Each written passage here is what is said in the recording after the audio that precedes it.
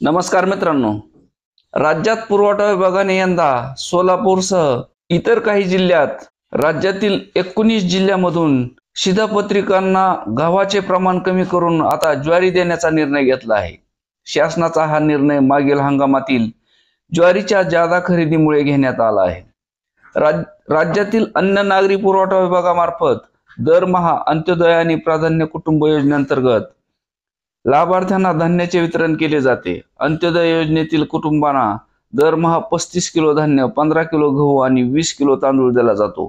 तर प्राधान्य कुटुंबातील शिधापत्रिका धारकांना प्रति व्यक्ती 2 किलो गहू आणि 3 किलो तांदूळ मिळतो।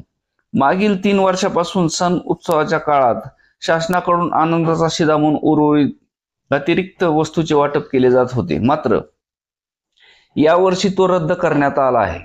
त्याबरोबर पुरवठा विभागाने यंदा सोलापूरसह पुणे, सातारा, सांगली, हिंगोली, बुलढाणा, अकोला, जळगाव, नांदेड, परभणी, बीड, धाराशिव, अहिल्यानगर, लातूर, वर्धा, नागपूर, छत्रपती संभाजीनगर, नाशिक आणि नंदुरबार या 19 जिल्ह्यांमध्ये गहू आणि ज्वारी समान प्रमाणात वाटप करण्याचे आदेश दिले आहेत।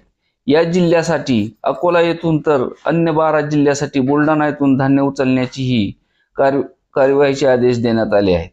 आता नोव्हेंबर पासून अंत्योदय योजनेतील लाभार्थ्यांना आता 20 किलो तांदूळ, 7.5 किलो गहू आणि 7.5 किलो ज्वारी मिळणार आहे। प्राधान्य कुटुंबातील शिधापत्रिका धारकांना 1 युनिटसाठी 1 किलो गहू, 1 किलो ज्वारी आणि 3 किलो तांदूळ असे प्रमाण ठरवण्यात आले आहे।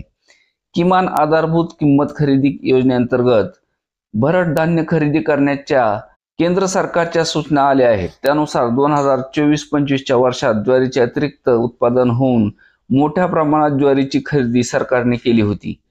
त्यानुसार प्रत्येक जिल्ह्यामध्ये रेशन दुकानातून ज्वारीचे प्रत्येकी 1 किलोचे वाटप करण्याची सूचना अन्न व नागरी पुरवठा विभागाने जिल्हा पुरवठा विभागाला केलेली होती।